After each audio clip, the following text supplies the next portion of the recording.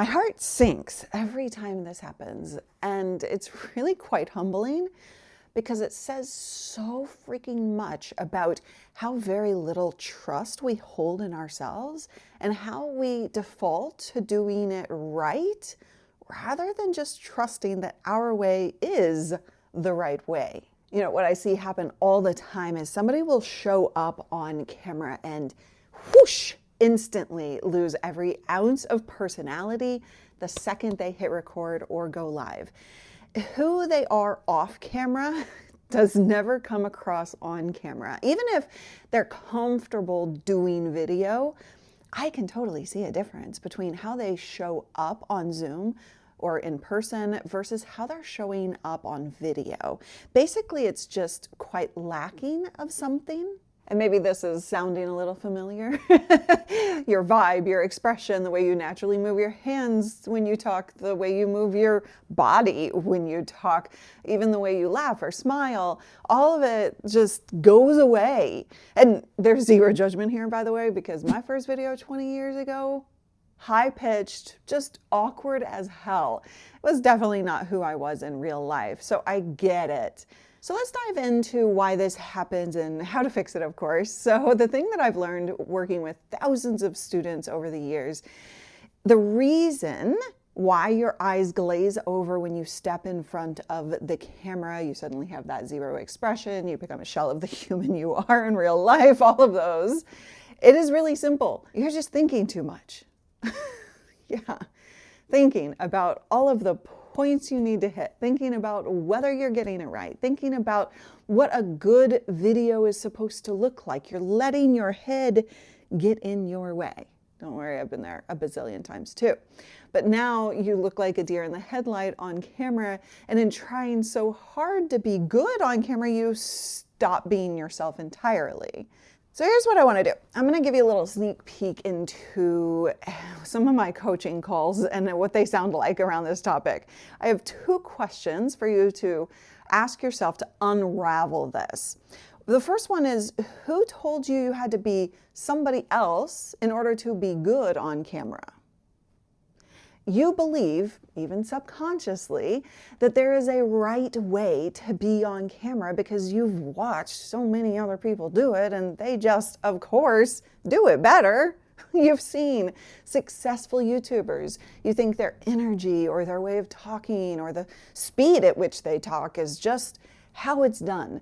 Or you've seen entrepreneurs you admire getting all of this attention and you just think, oh, man, they have something that I don't. So you default to mimicking them without even thinking about it.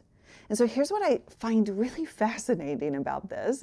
When you started your business, you weren't pretending to be somebody else, right? I mean, sure, you might have followed the correct business strategies, and let's talk about that on a different video, and don't get me started on it.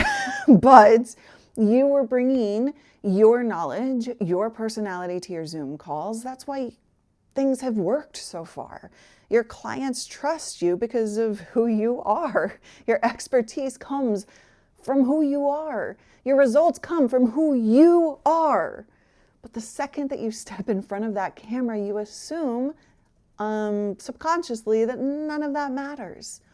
Somewhere along the way, you've convinced yourself that being good on camera means having a certain energy, a certain pace, production value, or vibe. So often when I start digging into this with my students, what we discover is they're accidentally trying to become me.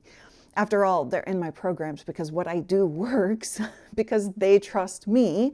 But here's the thing, I'm not bubbly on camera because it's how to be. I'm bubbly on camera because that's just who I am in real life. I find joy despite despair. I dance in the kitchen alone. I laugh at all of the little things. Hell, my nickname as a kid was literally Bubbles. So would trying to be me or anybody else make your viewer trust you more, or would it just make your video look like somebody else's? Boring! I don't know about you, but the people I tend to trust the most aren't necessarily the most polished ones. They're the ones that seem just the most comfortable being who they are, willing to say what they actually think. That we definitely have to talk about in a different video. Or make a mistake and laugh through it, or just move through it without fearing that the world is just gonna come crashing down, right? So next time you're on camera, ask yourself this: am I trying to connect with another human being, or am I trying to perform something that I've seen? All right, so let's dig into the next layer. When I see somebody kind of losing themselves on camera, I stop them. And here's that second question that I ask my students at this point. Why does this topic matter to you? Not what bullet points do you need to cover, but why does it even freaking matter that you're sharing it in the first place? And then I have them do this exercise. Let's just forget the video for a second. Put that aside, forget the structure, forget the bullet points, step away from the video. So if we were strangers and I met you at a party and I just happened to ask you about this topic, what is it you would tell me? Like, what would you want me to walk away from that interaction knowing? And every single time as they start to just talk, their hands start moving again, their expression comes back, their pace changes in a more natural way. I see the human being behind the camera, because that little green dot kind of disappeared and they started talking to another human being.